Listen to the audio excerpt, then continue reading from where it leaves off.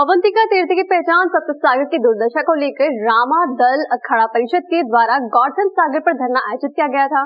इस दौरान अब आंदोलन आरंभ हुआ है। पिछले 7 दिनों से चल रहे जन आंदोलन में जनप्रतिनिधियों ने अपनी भूमिका रखी। साथ ही मध्य प्रदेश शासन के मंत्री डॉक्टर मोहन यादव धरनास्थल पर पहुंचे। यहाँ पर अपने परिजन की स्मृति में 1 लाख रुपए की राशि जन सहयोग के इस कार्य में देने की घोषणा की।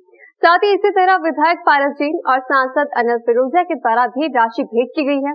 और इस संबंध में अखाड़ा परिषद के डॉक्टर रामदास ने बताया कि आज करीब 5 लाख रुपए की राशि प्राप्त हुई है, जिससे कि गौतम सागर में सफाई अभियान आरंभ करवाया गया है।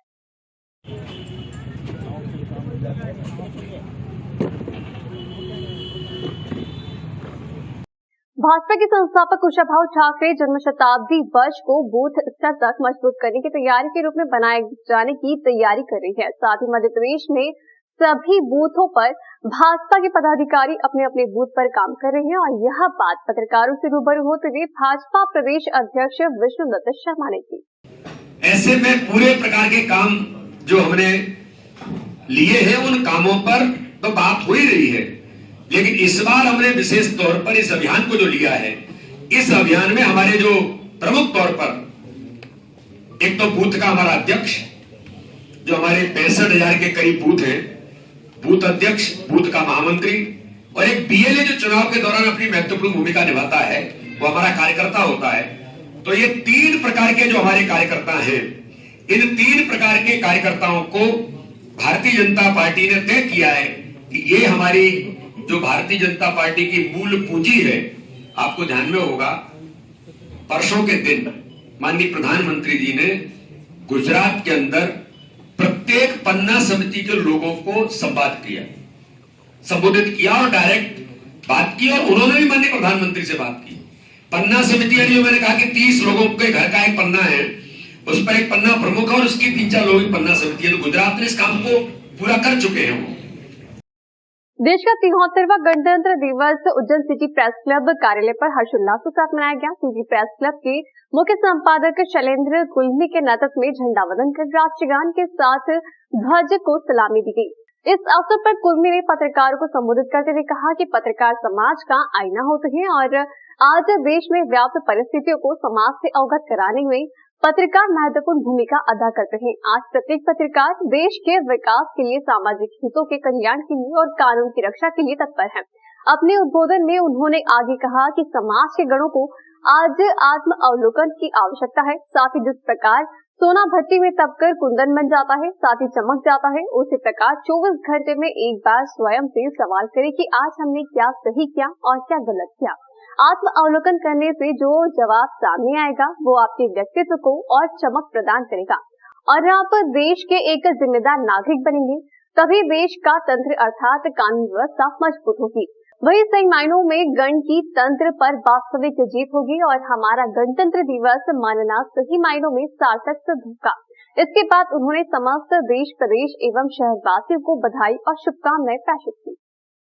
कुछ ऐसा काम करूं जिससे मुझे अलग से अर्निंग हो, तो वो यदि करना चाहे और आप लोगों को ऐसा लगे कि हम लोगों की, हमारे साथियों की कुछ उसमें मदद ली जानी चाहिए, तो आप निसंकोच बताइए और हम लोग इसके लिए करेंगे।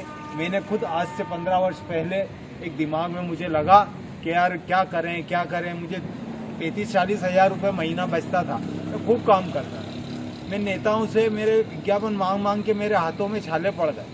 बड़े बड़े नेता पैसे नहीं देते, अपने को कुलमी जी करेंगे, आधा झुक जाएंगे और खूब बोलेंगे कि अरे आपका ये, आपकी लेखनी ऐसी, और जब 1000 रुपये का विज्ञापन छाप दो तो फोन उठाना बंद कर देते। तो ऐसा ये शहर है, हमें इसको समझना होगा। और फिर मैंने कहा कि जो है एक बार ऐसा संकट आया कि कुछ पेमेंट करना था अखबार में, तो मुझे कुछ 20-30-40 हज़ार रुपये की रकम गिरवी रखनी पड़ी 2007-6 या 7 में। तब मैंने किया कि यार अब बच्चे बड़े होने वाले हैं, अब यार जो है करो या मरो की स्थिति है, कुछ ना कुछ करना पड़ेगा। अपन कुछ ब्लैकमेलिंग कर नहीं सकते, कोई ऐसा गलत काम कर नहीं सकते, तो आग का दरिया है, डूब के जाना है। मैंने क्या करेंगे यार, इतना दम लगाया है शहर में, पत्रकारिता में, हर उसमें किया है, तो अब ये भी करेंगे। तो हमने शुरू किया, पुरुषार्थ किया, हर चीज़ में चुनौतियां हैं, संकट है, पैसा कमाना पैसा कमाना इतना आसान नहीं। हर क्षेत्र में लोग बैठे हुए हैं, आपको नहीं घुसने देंगे। आप एक ठेला भी लगाना जाओगे तो दूसरा ठेला वाला आपको जो है कह देगा, शिकायत कर देगा कि मेरी दुकान जमी हुई। तो इसलिए समझ बूझ से, और ये सिटी प्रेस क्लब में हम 100 लोगों की एक टीम है, वो सब एक दूसरे की मदद करें। भले एक दूसरे से महीनों नहीं मिले, लेकिन जब भी ऐसा अवसर हो, ज्ञापन देना हो, इकट्ठे होना हो, और कोई हमारा साथी अगर पटरी से उतरता है, कोई ऐसा काम करता है, उसको समझाएं भी। और हम आज ये शपथ लेते हैं कि हम सबसे पहले अपने अंदर स्वतंत्रता स्थापित करेंगे, अपने अंदर गणतंत्र स्थापित करेंगे, अपना खुद का आय बढ़ाएंगे।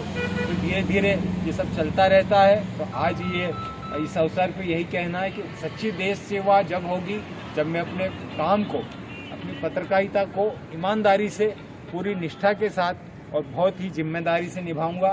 देश के 73वें गणतंत्र दिवस की संध्या पर फ्रीगंज व्यापारी महासंघ द्वारा शहीद पार्क पर वीर शहीदों को पुष्पांजलि अर्पित करते हुए उन्हें याद किया गया, जिसमें शहीद विपिन रावत को श्रद्धांजलि दी गई। साथ ही एवं फ्रीगंज व्यापारी संघ, जो कि 5 अलग अलग व्यापारी एसोसिएशन के द्वारा गठित एक महासंघ है, और इसकी कार्यकारिणी का गठन सभी व्यापारी पदाधिकारियों की उपस्थिति में संपन्न हुआ, जिसमें सभी पदाधिकारियों की सहमति से अध्यक्ष पद के लिए राजेश अग्रवाल अध्यक्ष एवं अजय भालिया सचिव, राजकुमार परसवानी सह सचिव, मनीष सोनी एवं कोषाध्यक्ष आनंद पौरपाल नियुक्त हुए। साथ ही उपरोक्त जानकारी मीडिया प्रभारी रतन यादव ने दी।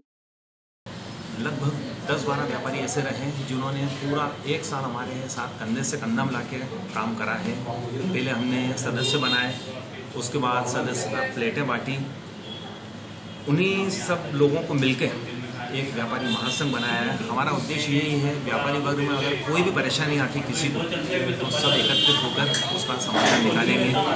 और व्यापारी वर्ग सदैव साफ सुथरा काम करता, कोई अनैतिक काम नहीं करता है, प्रशासन के दायरे में काम करता है। उसी तरह व्यापारी महासंघ का गठन हुआ है। व्यापारियों को कोई संदेश देना चाहते हैं आप? भाई संदेश ये देना चाहते हैं, सब व्यापारी मिलकर चलेंगे, साथ देंगे। कोई भी ऐसे कार्यक्रम वगैरह होता है या कोई भी ऐसा आयोजन होता है, सब मिलके अगर एकत्रित होते हैं तो बहुत अच्छी बात है। अभी 1 वर्ष के दौरान हमने देखा, जब हम इस संस्था को मजबूत बना रहे थे तो बहुत सारी छोटी मोटी कठिनाइयाँ लॉकडाउन अनलॉक के समय प्रशासन की तरफ से व्यापारियों को देखने को मिली। उन व्यापारियों की भी मदद हो, सामाजिक स्तर पे भी हमारी जिम्मेदारियों का हम निर्वहन कर सकें। राजनीतिक व्यवस्था में भी हमारा हस्तक्षेप होना चाहिए कि अगर हमारी बात को सुना जाए, वो निवेदन आग्रह नहीं करना। हर व्यापारी मजबूत हो, हर व्यापारी एक दूसरे से जुड़े।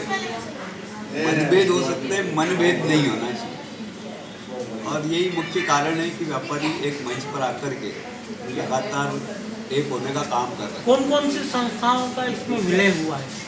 इसमें फ्रीगंज व्यापारी महासंघ में कमला नेहरू मार्ग व्यापारी संघ, दूसरा अमर सिंह व्यापारी महासंघ, गुरुद्वारा व्यापारी महासंघ, शहीद पार्क युवा व्यापारी महासंघ, एलएम कॉम्प्लेक्स वाले शंकु बाजार वाला व्यापारी संघ, ऐसे 5 अलग अलग संस्थाओं मिलाकर हमने महासंघ का निर्माण किया।